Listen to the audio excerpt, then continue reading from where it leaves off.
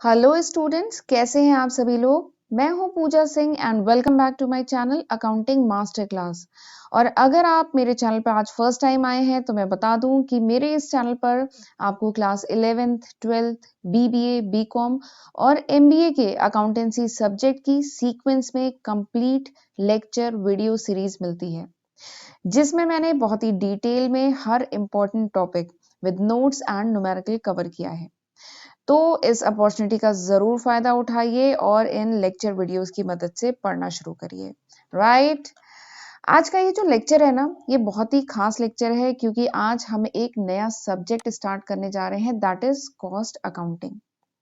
Generally ये जो paper है कॉस्ट अकाउंटिंग का, ये बीबीए या बीकॉम के कोर्स में सेकेंड या थर्ड ईयर में रखे जाते हैं। मैंने डिफरेंट यूनिवर्सिटीज के कॉस्ट अकाउंटिंग के जो सिलेबस हैं वो देखे, जैसे सीसीएस यूनिवर्सिटी, डीयू के देखे, इग्नू के, पूर्वांचल यूनिवर्सिटीज के। तो वहाँ पे कंटेंट इज ऑलमोस्ट सेम, जो कंटेंट है, जो सिलेबस है वो सिमिलर है, बस सीक्वेंस वेरी कर रहा है। जैसे जो टॉपिक बीबीए के सिलेबस में थर्ड यूनिट में है, वो बीकॉम के सिलेबस में फोर्थ यूनिट में होगा। ठीक है, तो बस सिलेबस का मतलब सीक्वेंस का डिफरेंस है, बाकी syllabus is almost similar, syllabus same है।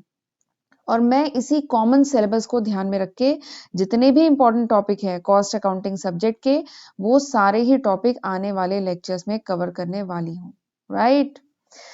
तो फिर चलिए हम आज का लेक्चर स्टार्ट करते हैं। देखते हैं कौन कौन से सब टॉपिक आज के इस लेक्चर में हम कवर करेंगे। सबसे पहले तो हम देखेंगे ये अकाउंटिंग कितने टाइप की होती है। उसके बाद हम कॉस्ट अकाउंटिंग को डिटेल में डिस्कस करेंगे। उसके बाद हम लोग financial accounting and cost accounting के डिफरेंसेस डिस्कस करेंगे। डिफरेंस समझना बहुत ज़रूरी है क्योंकि आप फाइनेंशियल अकाउंटिंग ऑलरेडी डिस्कस कर चुके हैं, आप पढ़ चुके हैं। 11th 12th में आपने फाइनेंशियल अकाउंटिंग पढ़ी या बीबीए फर्स्ट ईयर में पढ़ा, और ऐसे ही आपने बीकॉम फर्स्ट ईयर में भी फाइनेंशियल अकाउंटिंग पढ़ी है। अब आप एक नया कॉन्सेप्ट कॉस्ट अकाउंटिंग पढ़ने जा रहे हैं, तो आपको डिफरेंस समझना बहुत जरूरी है, इससे वो कॉन्सेप्ट और अच्छे से क्लियर हो जाएगा। राइट। अगला हम लोग जो टॉपिक डिस्कस करेंगे that is the objective of cost accounting, और उसके बाद कॉस्ट अकाउंटिंग में कुछ कमियां भी हैं, कुछ लिमिटेशन भी है, उसके बारे में हम लोग डिस्कस करेंगे। राइट।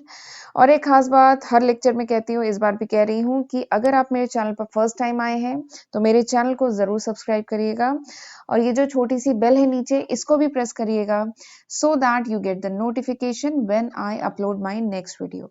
राइट। तो फिर चलिए हम आज का लेक्चर स्टार्ट करते हैं। अकाउंटिंग। तो सबसे पहले हम देखते हैं कि अकाउंटिंग कितने टाइप की होती है। वैसे ये टॉपिक मैंने जब 11th क्लास की जो प्लेलिस्ट बनाई थी, वहां पे मैंने ये टॉपिक कवर किया था कि अकाउंटिंग कितने टाइप की होती है। एक बार चलिए शॉर्ट में यहाँ पे एक बार दोबारा देख लेते हैं। अकाउंटिंग जो होता है बेसिकली तीन टाइप की होती है: financial accounting, management accounting and cost accounting. Financial accounting आपने क्लास 11 क्लास 12 में पढ़ा है, और अगर आप बीकॉम या बीबीए के स्टूडेंट हैं तो आप फर्स्ट ईयर में जो अकाउंटिंग पढ़ते हैं दैट इज फाइनेंशियल अकाउंटिंग। ठीक है। तो फाइनेंशियल अकाउंटिंग का आइडिया आपको काफी कुछ होगा, शॉर्ट में बता देती हूँ फिर से। फाइनेंशियल अकाउंटिंग में हम रिकॉर्ड करते हैं, क्लासिफाई करते हैं, समराइज करते हैं all the transaction of the company which can be express in monetary terms. Organisation में जितने भी ट्रांजेक्शन होते हैं, जितने भी लेन देन होते हैं, जिसको आप मनी टर्म, मॉनेटरी टर्म, पैसे के टर्म में एक्सप्रेस कर सके, उनको रिकॉर्ड करना, क्लासिफाई करना, समराइज करना, इंटरप्रेट करना एंड फाइनली कम्युनिकेट करना, ये सब किसमें हम करते हैं? फाइनेंशियल अकाउंटिंग में। ठीक है। और फाइनेंशियल अकाउंटिंग से क्या पता चलता है? फाइनेंशियल अकाउंटिंग से ऑर्गेनाइजेशन का प्रॉफिट एंड लॉस के बारे में हमें इंफॉर्मेशन मिलती है कि ऑर्गेनाइजेशन को प्रॉफिट हो रहा है कि लॉस हो रहा है, ऑर्गेनाइजेशन की फाइनेंशियल पोजीशन कैसी है। ठीक है। ये सब हमें फाइनेंशियल अकाउंटिंग से पता चलता है। ठीक है। फाइनेंशियल अकाउंटिंग में बताइए हम मेन क्या बनाते थे, मेन कौन से अकाउंट या स्टेटमेंट बनाते थे? याद करिए, बताइए मुझे। तो फाइनेंशियल अकाउंटिंग में हम बनाते थे प्रॉफिट एंड लॉस स्टेटमेंट बनाते थे, याद आ रहा है ना? फाइनेंशियल अकाउंटिंग में हम क्या बनाते थे? बैलेंस शीट बनाते थे। तो मेन फाइनेंशियल अकाउंटिंग में यही दो स्टेटमेंट बनाए जाते हैं, एक प्रॉफिट एंड लॉस स्टेटमेंट और एक balance sheet. Profit and loss statement से क्या पता चलता है? ऑर्गेनाइजेशन का प्रॉफिट हो रहा है कि लॉस हो रहा है।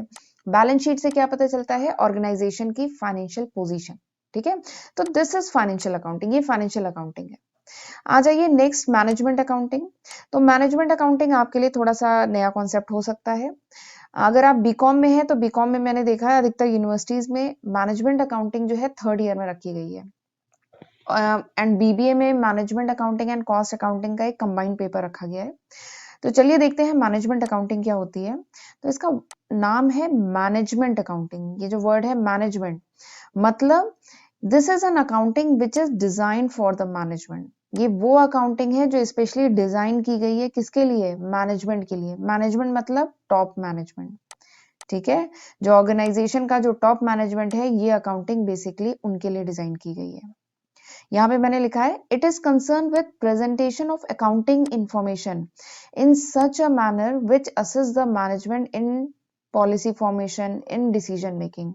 ये वो अकाउंटिंग है, मैनेजमेंट अकाउंटिंग वो अकाउंटिंग है जो फाइनेंशियल अकाउंटिंग का डेटा लेता है और उस पे अपने टूल्स एंड टेक्निक लगाता है और फाइनेंशियल अकाउंटिंग की जो इंफॉर्मेशन है उसको इस तरीके से प्रेजेंट करता है which helps the top management in decision making, जो टॉप मैनेजमेंट को हेल्प करता है डिसीजन मेकिंग में, प्लानिंग में, पॉलिसी फॉर्मेशन में, ठीक है। तो दिस इज मैनेजमेंट अकाउंटिंग।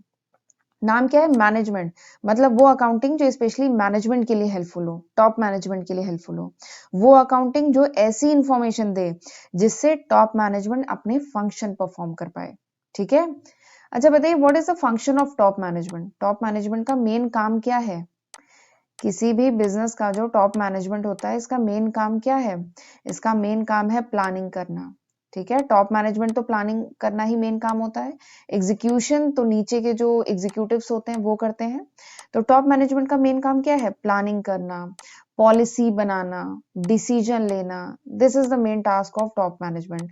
और ये जो मैनेजमेंट अकाउंटिंग है ना, ये इसी में हेल्प करती है, इसीलिए इसका नाम है मैनेजमेंट अकाउंटिंग। तो मैनेजमेंट अकाउंटिंग में ऐसे ऐसे टूल हैं जिसकी मदद से रिपोर्ट को ऐसे फॉर्म में प्रेजेंट किया जाता है जिससे टॉप मैनेजमेंट इंपॉर्टेंट डिसीजन ले पाता है, डे टू डे ऑपरेशन को मॉनिटर कर पाता है, पॉलिसी बना पाता है, ठीक है। तो this is management accounting, right. अच्छा, ये जो मैनेजमेंट अकाउंटिंग है ना, this is a bit new concept. Financial accounting के कंपेयर में management accounting and cost accounting दोनों ही नया कॉन्सेप्ट है, ठीक है। या फिर दूसरे शब्दों में कह सकते हैं कि ये जो मैनेजमेंट अकाउंटिंग और कॉस्ट अकाउंटिंग है ना, they are younger age compare to financial accounting. ये फाइनेंशियल अकाउंटिंग के कंपेयर में यंग है, ठीक है। चलिए आगे बढ़ते हैं हमारे मेन टॉपिक पे, दैट इज कॉस्ट अकाउंटिंग। तो कॉस्ट अकाउंटिंग क्या होता है? मैंने यहाँ पे लिखा है cost accounting is concern with recording, classifying and summarising cost. तो कॉस्ट अकाउंटिंग में भी हम रिकॉर्ड करते हैं, क्लासिफाई करते हैं, समराइज करते हैं, लेकिन कॉस्ट रिलेटेड डेटा को, ठीक है। ऑर्गेनाइजेशन में जितने भी खर्चे हो रहे हैं, जितने भी कॉस्ट इनकर हो रही है, चाहे वो मटेरियल की कॉस्ट हो, लेबर की कॉस्ट हो या अदर कॉस्ट हो, ठीक है, ओवरहेड हो, उन सबको रिकॉर्ड करना, क्लासिफाई करना, समराइज करना, ये हम करते हैं कॉस्ट अकाउंटिंग में। ताकि हम क्या कर सके? ताकि हम कॉस्ट को डिटरमाइन कर सके, ठीक है, ताकि हम डिटर्मिनेशन ऑफ कॉस्ट कर सके। अब चाहे वो प्रोडक्ट की कॉस्ट हो, चाहे सर्विस की कॉस्ट हो। देखिए, कोई भी बिजनेस ना दो टाइप का होता है, कोई भी बिजनेस दो टाइप का होता है, या तो प्रोडक्ट बेस्ड बिजनेस होता है या सर्विस बेस्ड बिजनेस होता है। यानी उस ऑर्गेनाइजेशन में या तो कोई प्रोडक्ट बन रहा होगा या वो ऑर्गेनाइजेशन सर्विस प्रोवाइड कर रही होगी, ठीक है। तो हमें दोनों की ही कॉस्ट निकालना पड़ता है, बहुत जरूरी है कॉस्ट निकालना। तो कॉस्ट अकाउंटिंग इसी में हेल्प करता है for the determination of cost, cost को डिटरमाइन करना, चाहे वो प्रोडक्ट की कॉस्ट हो, चाहे वो सर्विस की कॉस्ट हो, ठीक है। और कॉस्ट के रिगार्डिंग हम प्लानिंग कर पाए, कॉस्ट को कंट्रोल कर पाए, कॉस्ट को रिड्यूस कर पाए, ठीक है। तो ये सारी ही कॉस्ट रिलेटेड इंफॉर्मेशन जो है टॉप मैनेजमेंट को प्रोवाइड करता है। कौन? कॉस्ट अकाउंटिंग, जिससे टॉप मैनेजमेंट इंपॉर्टेंट डिसीजन ले पाते हैं। ओके, तो कॉस्ट अकाउंटिंग क्या है? कॉस्ट अकाउंटिंग वो ब्रांच ऑफ अकाउंटिंग है जिसमें हम कॉस्ट रिलेटेड डेटा, ठीक है, जितने भी खर्चों से रिलेटेड डेटा है उन सबको रिकॉर्ड करते हैं, क्लासिफाई करते हैं, समराइज करते हैं, ताकि हम कॉस्ट को डिटरमाइन कर सकें, कॉस्ट को कंट्रोल कर सकें, कॉस्ट को रिड्यूस कर सकें, ठीक है। और उस इंफॉर्मेशन से टॉप मैनेजमेंट कुछ इंपॉर्टेंट डिसीजन ले सके, ठीक है। तो this is cost accounting, right. चलिए आगे बढ़ते हैं। आई होप अब आपको कॉस्ट अकाउंटिंग अच्छे से समझ में आ गया होगा। चलिए आगे बढ़ते हैं, देखते हैं डिफरेंस फाइनेंशियल अकाउंटिंग और कॉस्ट अकाउंटिंग में क्या डिफरेंस है। ये जो डिफरेंस है ना, ये समझना बहुत जरूरी है। मैंने इस टॉपिक को इसीलिए इंक्लूड किया है क्योंकि देखिए फाइनेंशियल अकाउंटिंग तो आप ऑलरेडी जान रहे हैं। फाइनेंशियल अकाउंटिंग आपने फर्स्ट ईयर में पढ़ लिया, आपने 11th-12th में पढ़ लिया, तो फाइनेंशियल अकाउंटिंग के बारे में आपको काफी इंफॉर्मेशन है। लेकिन यहाँ पे आप जब कंपैरिजन करके पढ़ेंगे ना, फाइनेंशियल अकाउंटिंग में ऐसा है, कॉस्ट अकाउंटिंग में अलग होता है, तो आपका जो कॉस्ट अकाउंटिंग के रिगार्डिंग जो कॉन्सेप्ट है ना, वो और अच्छे से क्लियर हो जाएगा, राइट। और एग्जाम में अलग से पूछा भी जाता है कि difference between cost accounting and financial accounting, तो इसलिए मैंने इस टॉपिक को इंक्लूड किया है इसमें। चलिए देखते हैं डिफरेंस। सबसे पहला डिफरेंस दोनों के बीच में है ऑब्जेक्टिव का। दोनों का ऑब्जेक्टिव अलग है। जो फाइनेंशियल अकाउंटिंग है उसका ऑब्जेक्टिव क्या है? फाइनेंशियल परफॉर्मेंस फाइंड आउट करना, ठीक है, फाइनेंशियल पोजीशन ऑर्गेनाइजेशन की पता करना। फाइनेंशियल परफॉर्मेंस कैसे पता चलेगी? अभी डिस्कस किया था, प्रॉफिट एंड लॉस, यानी ऑर्गेनाइजेशन का प्रॉफिट लॉस फाइंड आउट करना, ऑर्गेनाइजेशन की फाइनेंशियल पोजीशन पता करना, ये हम करते हैं फाइनेंशियल अकाउंटिंग में, ठीक है, फाइंड आउट करते हैं। बट कॉस्ट अकाउंटिंग का मेन पर्पस क्या है? कॉस्ट अकाउंटिंग का मेन ऑब्जेक्टिव है असर्टमेंट ऑफ कॉस्ट, कॉस्ट डिटरमाइन करना, ताकि हम कॉस्ट को कंट्रोल कर सकें, कॉस्ट को रिड्यूस कर सकें, ठीक है। तो this is the main objective of cost accounting, ठीक है। पहला ऑब्जेक्टिव समझ में आया, पहला डिफरेंस समझ में आया जो ऑब्जेक्टिव पे बेस्ड था। दूसरा डिफरेंस क्या है? दूसरा डिफरेंस है नेचर। ये जो फाइनेंशियल अकाउंटिंग है, हम जानते हैं फाइनेंशियल अकाउंटिंग में हम रिकॉर्ड करते हैं केवल उन्हीं ट्रांजैक्शन को, ठीक है, विच can be express in monetary term, जिसको हम पैसे के टर्म, मॉनेटरी टर्म में एक्सप्रेस कर सकें, ओके। लेकिन जो कॉस्ट अकाउंटिंग है वहां पर हम रिकॉर्ड करते हैं, इंटरप्रेट करते हैं जितने भी खर्चे हैं ऑर्गेनाइजेशन के, चाहे वो मटेरियल से रिलेटेड खर्चा हो, लेबर से रिलेटेड खर्चा हो या ओवरहेड से रिलेटेड खर्चा हो, उनको हम रिकॉर्ड करते हैं। जबकि फाइनेंशियल अकाउंटिंग में जितने भी ट्रांजैक्शन है, जितने भी लेन देन हो रहे हैं, बाय हो रहे हैं, सेल हो रहे हैं, ठीक है, वो सब रिकॉर्ड किए जाते हैं। जबकि कॉस्ट अकाउंटिंग में केवल कॉस्ट रिलेटेड डेटा को रिकॉर्ड किया जाता है, ठीक है। तो this is the second difference. Third difference देखते हैं। Third difference is related with recording of data. ये जो फाइनेंशियल अकाउंटिंग, यहाँ पर जो हम डेटा रिकॉर्ड करते हैं दैट इज हिस्टोरिकल डेटा, यानी कोई ट्रांजैक्शन ऑलरेडी अकर कर गया है, ठीक है, कोई भी परचेजिंग ऑर्गेनाइजेशन में हुई है या कोई सेलिंग हुई है, तो उसके होने के बाद उस ट्रांजैक्शन को रिकॉर्ड किया जाता है। तो यहाँ पे जो डेटा होता है ना, that is historical data. But cost accounting में क्या होता है, यहाँ पे हम प्रेजेंट डेटा या हिस्टोरिकल डेटा को रिकॉर्ड करते हैं, प्लस हम एस्टिमेटेड डेटा या कह लीजिए बजटेड डेटा भी प्रेजेंट करते हैं। ये खास बात है। जो कॉस्ट अकाउंटिंग है वहां पे हम हिस्टोरिकल डेटा की तो बात करते ही हैं, ठीक है, जो खर्चे ऑलरेडी अकर हो गए हैं उनको तो रिकॉर्ड करते ही हैं, बट हम इसमें फ्यूचर में जो खर्चे हो सकते हैं, जो एस्टिमेटेड एक्सपेंसेस हैं, जो बजटेड डेटा है, उसके बारे में भी बात करते हैं यहाँ पे कॉस्ट अकाउंटिंग में। तो this is the third difference. आ जाइए फोर्थ डिफरेंस पे, यूजर ऑफ इंफॉर्मेशन। जो फाइनेंशियल अकाउंटिंग की जो आउटपुट है, जैसे जो फाइनेंशियल स्टेटमेंट हम बनाते हैं, जैसे पीएल स्टेटमेंट, बैलेंस शीट, वो किन के लिए यूजफुल होती है? उस अभी मैंने बताया था, share holders, creditor, banks, financial institution, government, ठीक है, और बहुत सारी एजेंसीज होती हैं जो कंपनी के प्रॉफिट एंड लॉस, कंपनी की फाइनेंशियल पोजीशन में इंटरेस्टेड होती हैं, ठीक है। लेकिन ये जो कॉस्ट अकाउंटिंग की जो इंफॉर्मेशन होती है, जो कॉस्ट रिलेटेड डेटा होता है, उसमें केवल कंपनी के इंटरनल मैनेजमेंट, कंपनी का जो इंटरनल मैनेजमेंट है, केवल वही इंटरेस्टेड होता है। कॉस्ट अकाउंटिंग की जो रिपोर्ट्स बनाई जाती है ना, वो इंटरनल पर्पज से बनाई जाती हैं, जबकि फाइनेंशियल अकाउंटिंग की जो रिपोर्ट्स होती हैं वो इंटरनल और एक्सटर्नल दोनों पर्पज से बनाई जाती हैं, राइट। चलिए आ जाइए नेक्स्ट डिफरेंस, पांचवा डिफरेंस क्या है? Analysis of cost and profit. ये जो फाइनेंशियल अकाउंटिंग है, यहाँ पर हम profit and loss find out करते हैं ऑफ द होल ऑर्गेनाइजेशन। पूरे ऑर्गेनाइजेशन के प्रॉफिट लॉस की बात करते हैं फाइनेंशियल अकाउंटिंग में। लेकिन जो कॉस्ट अकाउंटिंग है, यहाँ पे we can find out the cost and profit of each product. एक कंपनी के कई प्रोडक्ट हो सकते हैं मार्केट में, ठीक है। जैसे सपोज करिए, मैं एग्जांपल लेती हूँ, प्रॉक्टर एंड गैम्बल, उसका शैम्पू भी आता है मार्केट में, सोप भी आता है, ऑयल भी आता है, ठीक है। तो एक ही कंपनी के कई प्रोडक्ट हो सकते हैं। तो कॉस्ट अकाउंटिंग में अगर हमें किसी सिंगल प्रोडक्ट के प्रॉफिट निकालना है, अगर सिंगल प्रोडक्ट का कॉस्ट निकालना है, तो हम वो कॉस्ट अकाउंटिंग में निकाल सकते हैं, ठीक है, जबकि ये फाइनेंशियल अकाउंटिंग में पॉसिबल नहीं है। फाइनेंशियल अकाउंटिंग में we talk about the profit and loss of the whole organisation, जबकि कॉस्ट अकाउंटिंग में we can find out the profit of a single product, single process, single job, single contract. ठीक है, किसी contract की cost निकालना हो, job की cost निकालना हो, किसी सर्विस की कॉस्ट निकालना हो या प्रॉफिट निकालना हो, आप कॉस्ट अकाउंटिंग में निकाल सकते हैं। लेकिन फाइनेंशियल अकाउंटिंग में हम पूरे ऑर्गेनाइजेशन के प्रॉफिट लॉस के बारे में बात करते हैं। ठीक है, तो this is the fifth difference. आ जाइए sixth difference, that is related with time period. ये जो फाइनेंशियल स्टेटमेंट्स बनाए जाते हैं ना, it is for the definite period, यानी ये एक पर्टिकुलर ड्यूरेशन के लिए बनाए जाते हैं। आप जानते हैं अकाउंटिंग ईयर, फाइनेंशियल ईयर सुना है ना? तो अकाउंटिंग की जो इन्फॉर्मेशन होती है, फाइनेंशियल अकाउंटिंग की जो इन्फॉर्मेशन होती है, जनरली ईयरली बनाई जाती है। फाइनेंशियल ईयर जब क्लोज होता है उस समय बनाई जाती है, या अब सेमी एनुअली या क्वार्टरली भी बनाई जाती है। ठीक है, लेकिन जो कॉस्ट अकाउंटिंग की जो रिपोर्ट्स होती हैं, जो स्टेटमेंट्स होता है, ये बनाई जाती है एज पर द रिक्वायरमेंट।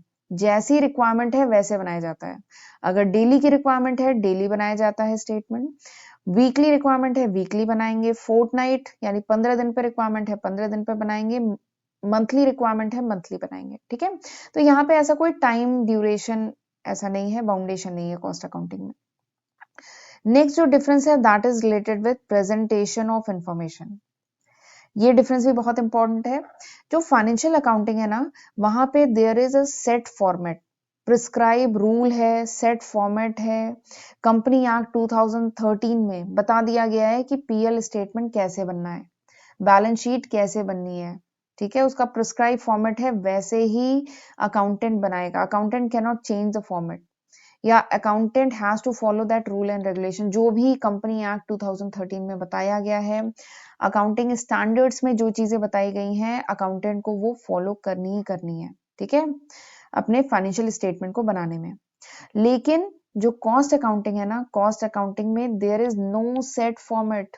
ऐसा कोई भी सेट फॉर्मेट नहीं है, कोई एक्ट नहीं है कि आपको ऐसे ही फॉर्मेट में अपनी कॉस्ट शीट बनानी है। आगे चल के हम लोग पढ़ेंगे कॉस्ट शीट, तो वहां पे आप देखेंगे कि कॉस्ट शीट का ऐसा कोई प्रिस्क्राइब फॉर्मेट नहीं है। सिंपली टेबल के फॉर्म में, क्योंकि कॉस्ट को डिटरमाइन करना है, तो टेबल के फॉर्म में अगर कैलकुलेशन करें तो वो ज्यादा प्रेजेंटेबल होता है। तो कॉस्ट शीट का फॉर्मेट एक सिंपल एक टेबल के फॉर्म में हम उसे रिप्रेजेंट करते हैं, बट उससे रिलेटेड कोई रूल रेगुलेशन या कोई एक्ट या कोई फॉर्मेट प्रिस्क्राइब नहीं है। right? So these were the 7 differences between financial accounting and cost accounting. तो ये कुछ 7 डिफरेंस थे फाइनेंशियल अकाउंटिंग और कॉस्ट अकाउंटिंग के बीच में। आई होप आपको अच्छे समझ में आया होगा। अगर न समझ में आए एक बार में तो इसको रिवाइंड करके दोबारा देखिएगा। ठीक है, ये डिफरेंस बहुत इंपॉर्टेंट है। मैंने सातों ही पॉइंट कवर कर लिए हैं। आप एग्जाम में कोशिश करिएगा ये पूरे 7 के 7 पॉइंट लिखिएगा। चलिए आगे बढ़ते हैं। Next is objective of cost accounting. ये जो कॉस्ट अकाउंटिंग है इसका क्या ऑब्जेक्टिव है, ये बहुत ही इंपॉर्टेंट है। चलिए, तो कॉस्ट अकाउंटिंग का क्या ऑब्जेक्टिव है? सबसे पहला ऑब्जेक्टिव जो कॉस्ट अकाउंटिंग का है that is ascertainment of cost. Ascertainment of cost मतलब कॉस्ट को डिटरमाइन करना। ठीक है, पहले क्या होता था, कॉस्ट अकाउंटिंग का जो सबसे इंपॉर्टेंट, सबसे प्राइमरी जो फंक्शन होता था ना, that was ascertainment of cost. Cost को डिटरमाइन करना, पहले ये था सबसे इंपॉर्टेंट फंक्शन कॉस्ट अकाउंटिंग का। लेकिन अभी चलिए मैं आगे आपको बताऊंगी कि अब आज के टाइम में, क्योंकि कंपटीशन इतना ज्यादा बढ़ चुका है, आज के टाइम में जो मेन फंक्शन हो गया है कॉस्ट अकाउंटिंग का वो कुछ और हो गया है। अब असर्टमेंट ऑफ कॉस्ट, कॉस्ट को डिटरमाइन करना, अब ये सेकेंडरी फंक्शन बन गया है किसी भी ऑर्गेनाइजेशन का। ठीक है, तो सबसे पहला ऑब्जेक्टिव क्या है कॉस्ट अकाउंटिंग का, कि कॉस्ट को डिटरमाइन करना। ठीक है, बिना कॉस्ट डिटरमाइन करे क्या कोई ऑर्गेनाइजेशन अपने प्रोडक्ट की सेलिंग प्राइस फिक्स कर सकता है? नहीं फिक्स कर सकता ना। जब तक ऑर्गेनाइजेशन को ये नहीं पता होगा कि उसकी पेन जो है वो 10 रुपए में बन रही है, कैसे ऑर्गेनाइजेशन डिसाइड करेगा कि उस पेन को ऑर्गेनाइजेशन 15 रुपए में बेचेगा? सेलिंग प्राइस कैसे फिक्स होगी? नहीं फिक्स हो पाएगी ना। तो सबसे पहले जरूरी है कि कॉस्ट को डिटरमाइन करें। ठीक है, तो कॉस्ट अकाउंटिंग का सबसे important, one of the important objective क्या है? असर्टमेंट ऑफ कॉस्ट, कॉस्ट को डिटरमाइन करना। ठीक है।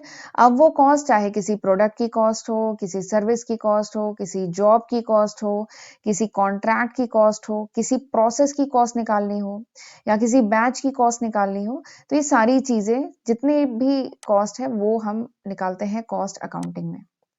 ठीक है। तो सबसे पहला ऑब्जेक्टिव क्या है कॉस्ट अकाउंटिंग का? असर्टमेंट ऑफ कॉस्ट, कॉस्ट को डिटरमाइन करना। ठीक है। लेकिन आज के टाइम में कंपटीशन बढ़ गया है, इसलिए अब जो है ना ये सेकेंडरी ऑब्जेक्टिव बन गया है। राइट। चलिए मैं अभी बताऊंगी आगे कि प्राइमरी ऑब्जेक्टिव अब क्या है। सेकेंड जो ऑब्जेक्टिव है कॉस्ट अकाउंटिंग का, that is estimation of cost, cost को एस्टिमेट करना। एस्टिमेट करना मतलब अनुमान लगाना। ठीक है।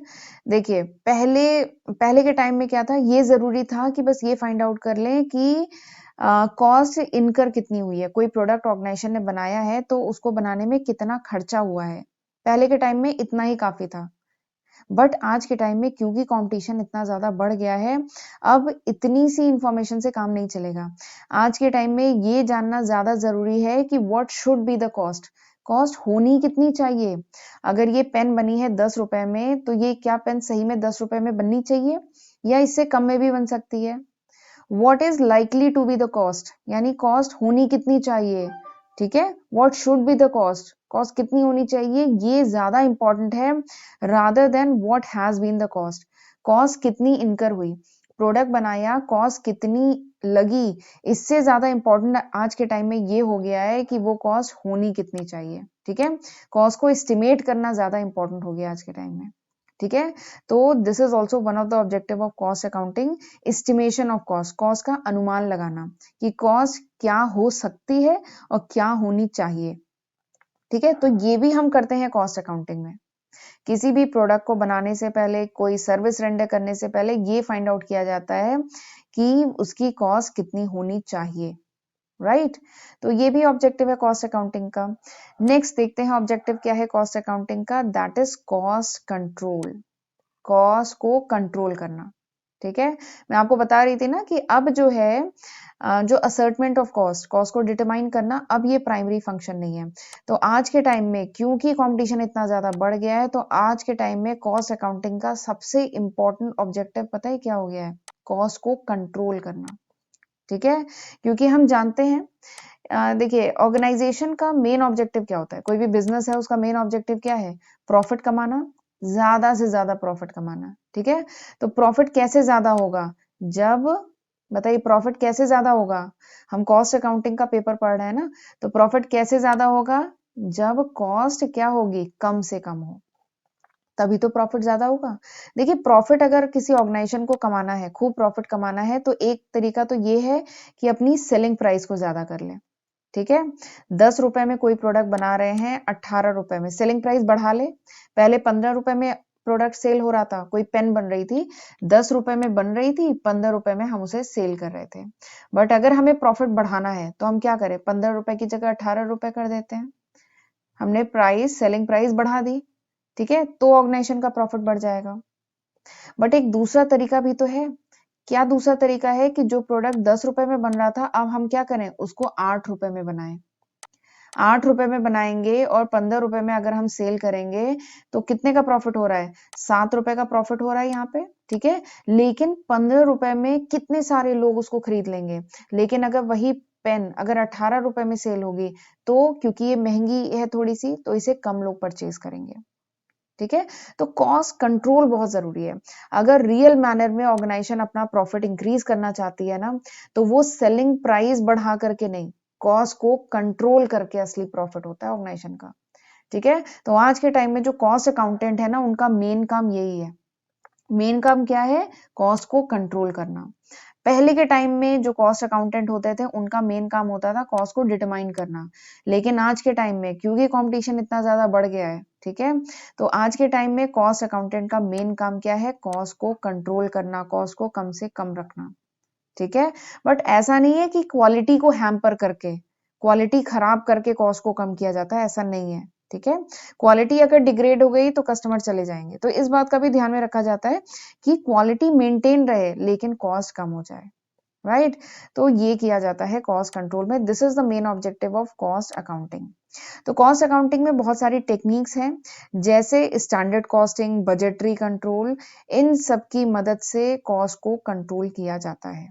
ओके, चलिए नेक्स्ट देखते हैं। नेक्स्ट ऑब्जेक्टिव है कॉस्ट अकाउंटिंग का, that is cost reduction, cost को रिड्यूस करना। अच्छा, ये काफी बच्चे इसमें कंफ्यूज होते हैं। Cost control and cost reduction both are different, ये दोनों अलग है। इसमें डिफरेंस नहीं बता पाते हैं बच्चे, काफी कंफ्यूज होते हैं, सोचते हैं कि दोनों एक ही चीज है, तो दोनों एक नहीं है। कॉस्ट कंट्रोल मतलब होता है कि कॉस्ट को एक लिमिट के अंदर रखना, ठीक है। लेकिन कॉस्ट रिडक्शन मतलब होता है कि परमानेंटली, हमेशा के लिए कॉस्ट को रिड्यूस कर देना, दैट इज कॉस्ट रिडक्शन। ठीक है। कॉस्ट रिडक्शन क्या है? कॉस्ट रिडक्शन मतलब होता है कि कुछ कुछ ऐसी इंजीनियरिंग यूज करना, कुछ ऐसे रिसर्च एंड डेवलपमेंट से कोई ऐसी टेक्निक यूज करना जिससे अब हमेशा के लिए परमानेंटली उस प्रोडक्ट की कॉस्ट कम हो जाए, that is cost reduction. Okay, जैसे एग्जाम्पल के लिए, पहले के टाइम में, ईयर 2000 से पहले क्या होता था, जो मोबाइल होते थे वो कैसे होते थे? देखा था मोबाइल कैसे होते थे उस टाइम? उस टाइम मोबाइल एकदम वॉकी टॉकी टाइप हैवी वाले बल्कि मोबाइल्स होते थे, और उनमें एंटीना भी निकला रहता था और भारी भारी से होते थे, और उनकी कॉस्ट भी बहुत ज्यादा होती थी। वो उस टाइम में, ईयर 2000 में, उस टाइम वो जो मोबाइल होते थे वो 10,000 के होते थे, एकदम भारी भारी black and white type mobile होते थे। ठीक है। लेकिन उसके बाद रिसर्च एंड डेवलपमेंट हुआ, रिसर्च की गई, नई engineering, new innovative method use किए गए, नई टेक्नोलॉजी यूज की गई, जिससे क्या हुआ, मोबाइल की कॉस्ट परमानेंटली, अब हमेशा के लिए ही मोबाइल की कॉस्ट रिड्यूस हो गई है। ठीक है। मैं बेसिक मोबाइल की बात कर रही हूँ, ठीक है, वरना तो मोबाइल ठीक है 1 लाख रुपए के भी आते हैं, 50,000 के भी आते हैं, बट अगर मैं बेसिक मोबाइल की बात करूं, तो बेसिक जो मोबाइल है उसकी जो कॉस्ट है वो अब परमानेंटली, हमेशा के लिए रिड्यूस हो गई है। कैसे रिड्यूस हुई है? क्योंकि अब नई टेक्निक, नए मेथड, न्यू मेथड्स यूज किए जाने लगे हैं। ठीक है, रिसर्च से पता चला है ये सब, तो फिर अब प्रोडक्ट की कॉस्ट परमानेंटली रिड्यूस हो गई। तो this is called cost reduction. This is also one of the objective of cost accounting, ये भी एक ऑब्जेक्टिव है कॉस्ट अकाउंटिंग का। चलिए आगे बढ़ते हैं। नेक्स्ट जो ऑब्जेक्टिव है कॉस्ट अकाउंटिंग का, that is determining selling price. Cost accounting selling price determine करने में भी मदद करता है, ऑब्वियसली मदद करता है, क्योंकि देखिए कॉस्ट अकाउंटिंग से आपको क्या पता चलता है? आपको पता चलता है कॉस्ट। जब तक कॉस्ट नहीं पता रहेगी तब तक आप सेलिंग प्राइस कैसे फिक्स करेंगे? जब तक ये नहीं पता रहेगा कि हमारा जो पेन बनी है वो 10 रुपए में बनी है, तब तक कैसे कंपनी डिसाइड करेगी कि हम इस पेन को 15 रुपए में बेचेंगे? ठीक है। तो कॉस्ट अकाउंटिंग हेल्प करता है in determining the selling price, selling price fix करने में मदद करता है। ओके। वैसे तो सेलिंग प्राइस और भी बहुत सारे फैक्टर्स होते हैं जिन पर डिपेंड करता है।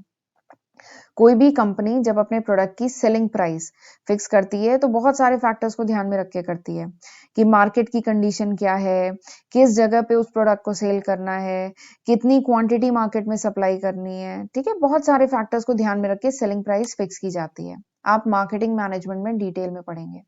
ठीक है, लेकिन कॉस्ट अकाउंटिंग से जो हमें कॉस्ट निकल के आती है वो भी एक इम्पॉर्टेंट फैक्टर है जब ऑर्गेनाइजेशन उस प्रोडक्ट की सेलिंग प्राइस फिक्स करती है। ठीक है, कॉस्ट भी एक इम्पॉर्टेंट फैक्टर है। वैसे तो बहुत सारे दूसरे फैक्टर भी कंसीडर किए जाते हैं, लेकिन जो कॉस्ट है वो भी एक इम्पॉर्टेंट फैक्टर है जब कोई प्रोडक्ट की सेलिंग प्राइस फिक्स की जाती है। ठीक है, चलिए, तो दीज वेयर द 5 ऑब्जेक्टिव। आ जाइए छठे ऑब्जेक्टिव देखते हैं। छठा ऑब्जेक्टिव क्या है? Facilitating preparation of financial and other statement. ये जो कॉस्ट अकाउंटिंग है ये फैसिलिटेट करता है, फैसिलिटेट करना मतलब हेल्प करता है in the preparation of financial and other statement. Organisation में बहुत सारे स्टेटमेंट बनाए जाते हैं ताकि ऑर्गेनाइजेशन की जो भी परफॉर्मेंस है डे टू डे मॉनिटर की जा सके। ठीक है, ताकि ऑर्गेनाइजेशन की इफिशिएंसी को और ज्यादा इम्प्रूव किया जा सके। ठीक है, तो ये जो कॉस्ट अकाउंटिंग है ये हेल्प करती है उन फाइनेंशियल स्टेटमेंट्स की प्रिपरेशन में। ओके, तो these way the 6 objective of cost accounting. ये थे पूरे 6 ऑब्जेक्टिव कॉस्ट अकाउंटिंग के। आई होप आपको समझ में आ गया होगा। चलिए आगे बढ़ते हैं। हमने बहुत सारे ऑब्जेक्टिव के बारे में बात कर ली, अब कुछ कमियां भी हैं। ये जो कॉस्ट अकाउंटिंग है इसमें कुछ कमियां भी हैं, तो चलिए लिमिटेशन के बारे में बात कर लेते हैं। सबसे पहली लिमिटेशन कॉस्ट अकाउंटिंग की क्या है कि the system is quite expensive. ये जो कॉस्ट अकाउंटिंग है, कॉस्ट अकाउंटिंग का पूरा सिस्टम है, ये थोड़ा सा एक्सपेंसिव है। क्यों? क्योंकि यहाँ पर आपको कॉस्ट जो है उसको एनालाइज करना पड़ता है, कॉस्ट का एलोकेशन करना पड़ता है, कॉस्ट अपोर्शमेंट करना पड़ता है, एब्जॉर्प्शन ऑफ ओवरहेड करना होगा। ठीक है, तो यानी there is a lot of clerical work involve in cost accounting. Cost accounting में बहुत सारा क्लरिकल वर्क इन्वॉल्व है। इसके लिए आपको एक स्पेशलाइज कॉस्ट अकाउंटेंट को हायर करना पड़ेगा। एक फाइनेंशियल अकाउंटेंट तो ऑर्गेनाइजेशन में होगा ही, ठीक है, क्योंकि पीएल स्टेटमेंट और बैलेंस शीट तो बननी ही बननी है।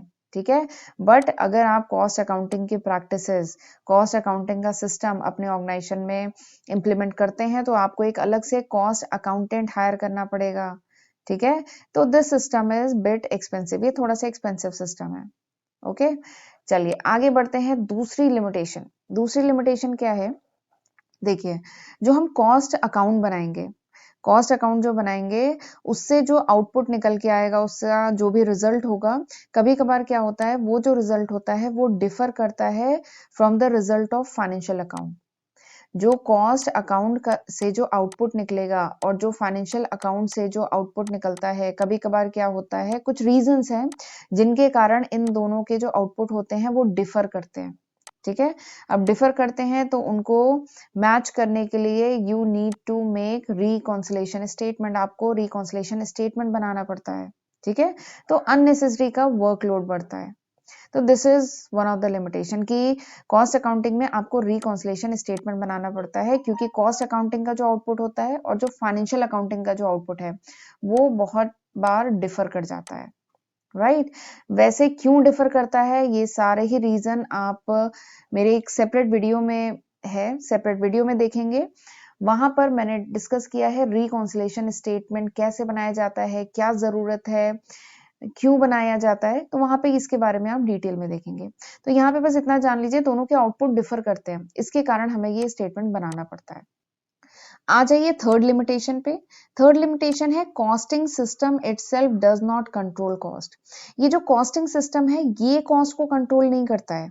ठीक है, इट इज द मैनेजमेंट, ये कंपनी का मैनेजमेंट होता है, ये कंपनी के एम्प्लॉय होते हैं जो कॉस्ट को कंट्रोल कर रहे होते हैं। राइट, बट अगर कोई ऑर्गेनाइजेशन है जिसका मैनेजमेंट काफी अलर्ट है, काफी इफिशिएंट है, तो it can control cost without the aid of the system. यानी बिना कॉस्ट अकाउंटिंग सिस्टम को इम्प्लीमेंट किए, बिना कॉस्ट अकाउंटिंग सिस्टम की हेल्प लिए भी कॉस्ट को कंट्रोल किया जा सकता है। ठीक है, तो तीसरी लिमिटेशन कॉस्ट अकाउंटिंग की क्या है कि कॉस्ट अकाउंटिंग कोई जरूरी नहीं है कि हर जगह, हर ऑर्गेनाइजेशन में कॉस्ट अकाउंटिंग सिस्टम हो। बिना कॉस्ट अकाउंटिंग सिस्टम इंप्लीमेंट किए भी कॉस्ट को कंट्रोल किया जा सकता है, कॉस्ट को रिड्यूस किया जा सकता है। इसीलिए ये जो कॉस्ट अकाउंटिंग सिस्टम है आपको केवल बड़े बिजनेस, बड़े ऑर्गेनाइजेशन में ही दिखेंगे। ये जो कॉस्ट अकाउंटेंट्स होते हैं ना, ये केवल बड़े ऑर्गेनाइजेशन में ही होते हैं। छोटे ऑर्गेनाइजेशन में कॉस्ट अकाउंटिंग सिस्टम इंप्लीमेंट ही नहीं किया जाता है। ठीक है, ये जो कॉस्ट अकाउंटिंग है इट इज ऑप्शनल, ये ऑप्शनल है, जबकि जो फाइनेंशियल अकाउंटिंग है दिस इज मैंडेटरी। हर ऑर्गेनाइजेशन में पीएल अकाउंट बनना ही है, बैलेंस शीट बननी ही है, लेकिन जो कॉस्ट अकाउंटिंग की प्रैक्टिसेस है ना, ये ऑप्शनल होती है। इसीलिए बिना कॉस्ट अकाउंटिंग सिस्टम इंप्लीमेंट किए भी ऑर्गेनाइजेशन क्या कर सकती है, कॉस्ट को कंट्रोल कर सकती है, कॉस्ट को रिड्यूस कर सकती है। तो इसलिए कहा जाता है कि दिस इज अननेसेसरी, मतलब इसकी इतनी यूजफुलनेस नहीं है कॉस्ट अकाउंटिंग की। ठीक है, तो this is the third limitation. Okay, तो फिर चलिए हम आज का लेक्चर यहीं पे वाइंड अप करते हैं। आज हमने काफी चीजें डिस्कस कर ली, आज हमने इंट्रोडक्शन पार्ट पूरा देख लिया कॉस्ट अकाउंटिंग का। तो फिर आई होप आपको अच्छे से समझ में भी आ गया होगा। तो चलिए यहीं पे वाइंड अप कर रहे हैं। This was all about this lecture. Thank you and have a good day. See you in next lecture. God bless you.